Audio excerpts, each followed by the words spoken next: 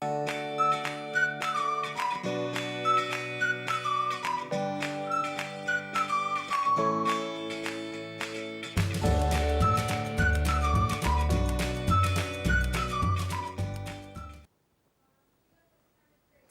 and welcome back to Blogtube.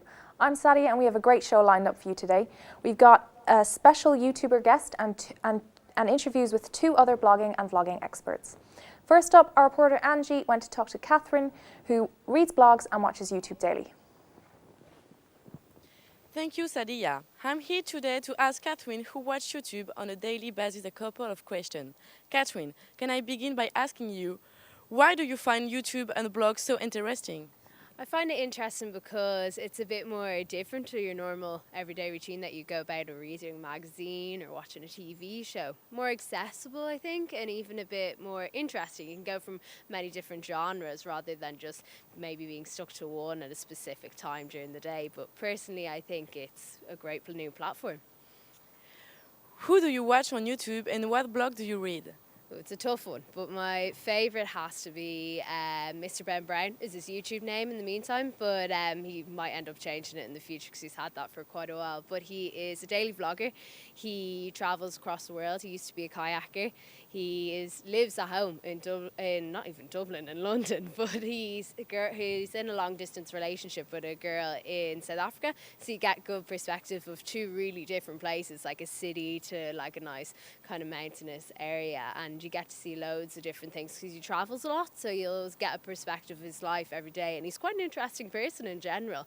And then my favourite blog would probably be Lily Mears has one, and in terms of fashion, I find her stuff really good. She's not too different, but she does real accessible stuff and things I would relate to a lot personally too. Okay. Many people choose YouTube over TV. Do you agree with that? Definitely. Nowadays, social media has become so much more popular. You can access it no matter where you have the internet. You can get it on your local bus if you're going into work or anything like that. Just pop it on straight away. It's so much easier, whereas TV, it is still a popular thing, but it's just whether or not you have the time to catch the show you want to watch or whatnot. But I think social media in terms of YouTube as well is kind of creeping up and winning at this point in our generation for sure. Thank you, Catherine, for answering some of our questions. One thing is clear, YouTube channels and blogs keep getting bigger and bigger as a source of entertainment. The question is, will this platform take over TV as a whole? I'm Angie, reporting to you IT Tala from Blogtube. Back to you in the studio. Thank you, Angie. The blogging and vlogging world is expanding really fast, and it offers amazing opportunities to anyone who wants to turn sharing their interests into a full-time job. What is so exciting about blogging and YouTube? How can we begin doing it ourselves? To find out more and to get answers to these questions, I'm joined in the studio by a sports and lifestyle YouTuber who can tell us more about it. Danny Slevin, you're very welcome to the show. Thank you. Can I begin by asking you, when did you discover YouTube and blogs? I discovered YouTube and blogs in 2005 when YouTube started, really. I was online a lot, and YouTube came on with a bang. It was all over the place. Videos were going up left, right and centre, and it's something that caught my attention. I wanted to be a part of. For people out there who don't know, what is a blog or a vlog? Blog and vlog is basically an online diary. Blogging is when it's in written form, and vlogging is video logging, which is in video form, so you're talking to a camera telling your story. When did you decide you wanted to start your own YouTube channel, and where can people find you? You can find it at bramandon.com and all the usuals like Twitter, YouTube and Facebook. When I started was around 2009. I started recording fights. Up to then, the fights that were on YouTube would have been recorded from camera phones, which at the time weren't very good quality, or else they were taken from up in the stands, and again, it's too far away to appreciate the fight. So I started recording the fights from ringside and started doing a better job of what had been put up previously. Give people an opportunity to study their opponents in future. Yeah. I see you have a great logo there for your channel. How did you come up with that? It was a logo that I seen at a competition in Canada. I liked it and I started using it. It wasn't copyrighted, so I got permission. Okay. Would you ever stop vlogging? And if so, why? Hopefully I never have to. Hopefully I'll always have time, but of course life can get in the way with marriage and kids and that, but For the foreseeable future, I'll keep doing it. What opportunities have you gained through YouTube? I've been all over the world. I've been to Russia, Canada, all over. Basically, most of the fights I cover are in Europe, so I travel a lot through Europe. I've made it onto the official kickboxing federation's media board, so I'm a big part now in promoting the sport. And this year, for the first time, I'll be traveling to America as well for the website, and I'll be getting to take part in UFC 200 and UFC Fight Week. Well, that sounds amazing. You also filmed the WACO World Championships out in City West. Tell me more about that. Yeah, this was the first time that we managed to do a live stream on YouTube for all 6 areas. I've done live stream before, but never of all the areas. We've been changing the camera angle from one area to another. This is the first time we've run all 6 areas, and over the course of the week, we got over 200,000 views, which for a minority sport with small viewership was pretty good.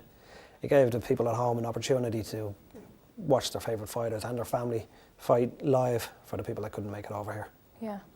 Yeah. Who's your favourite kickboxer to watch? To watch, my favourite kickboxer right now would be Canadian Trevor Nash. He's so strong, he's got all the punches, all the kicks. He's like something you see in the movies. And he gets in there, he gets the job done, and it's the kind of fighter I wanted to be when I was a kid, when I was starting out in kickboxing. Okay, well that's all sounds amazing. Unfortunately, that's all we have time for today. Danny, thank you for coming into the show and sharing those insights into the blogging world. Wish you the best in the future. Now, have you ever wanted to start your own blog or YouTube channel, but you're scared about what other people will think? Our reporter Cathal had a chat with creative digital media student Mark and got some tips on starting your own podcast or channel. Thank you, Sadia. I'm Cathal and I'm here today in IT Tala to ask Mark for some tips and tricks on how to start your own YouTube channel or podcast. Mark, can I begin by asking you, what advice would you give to someone starting a YouTube channel or a blog? Well, the first thing I'd say is obviously try to think up of an original idea. There's loads and loads of channels on YouTube, so if you want to stand out, you're going to need to have something original to say. Another thing that people overlook, especially when they begin starting out, they think they have a camera and that'll do, but the most important thing is actually sound, because people will watch any sorts of videos, but if the sound is wrong, if it's hurting their ears, they're going to turn it off immediately. How do you go about starting a channel or a podcast, and what do you need? When you're just starting out, and a laptop, most laptops nowadays come with a webcam. That should do. As I say, a little mic, you can get USB mics on the cheap. You plug straight in, don't need a driver or anything like that. If you're going a bit more professional, maybe get yourself a decent camera. You can get cameras under 500 quid. And then there's a brilliant lighting system called the Cowboy Studio lighting system. That's fairly cheap, about $45 on Amazon. Because the difference really between the professionals and an amateur is how it's lit, how well it looks. Many people are scared to put themselves out on the internet in case people laugh at them. Should that really be an issue, and should you worry that much? Well, I can understand why the worry is there, but you're going to have to look past that. You're going to have to get through it, because if you know yourself, the comment section on the YouTube, there's going to be more people that don't like you than do like you, so you're going to have a thick skin. But if you have something to say and you really want to say it, just get out there and do it. Don't let other people get you down. Like, there's always going to be those people there, so just do it for yourself, and that's it. Thank you, Mark, for these useful tips. One thing is clear: when starting a YouTube channel or podcast, you must think of yourself and not others that make fun of you. At the end of the day, you're the one making your dreams come true, and not them. I'm Cathal, reporting to you from IT Tala for Blogtube. Back to you, Sadie, in the studio. Thanks, Cathal. Very interesting advice there from Mark Hartnett.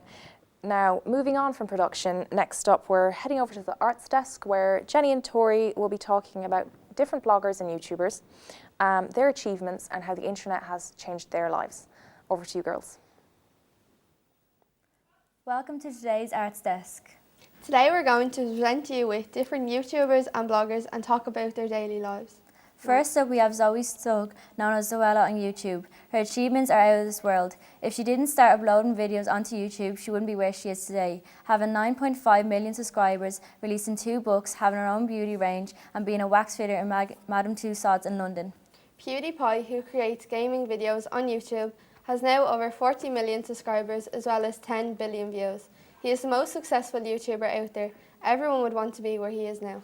Tanya Burr has grown a lot over the past couple of years. She now has over 3 million subscribers. She released her own book at the beginning of this year. She has her own makeup line in Superdrug and has recently spoke at the premiere of the Global Goals at the United Nations in New York. Tyler Oakley has now almost 8 million subscribers. He has released his own book, Binge, and his documentary, Snervous, came out just a few days ago. He is a very successful YouTuber. Joe Sugg has reached 5.6 million subscribers. He started making videos because Zoe's subscribers asked him to. He has released his own graphic novel, Username Evie, that debuted at number 4 on the official UK Top 50. Joe is also starring in a movie with his friend Casper Lee called Joe and Casper Hit the Road, which was released in late November.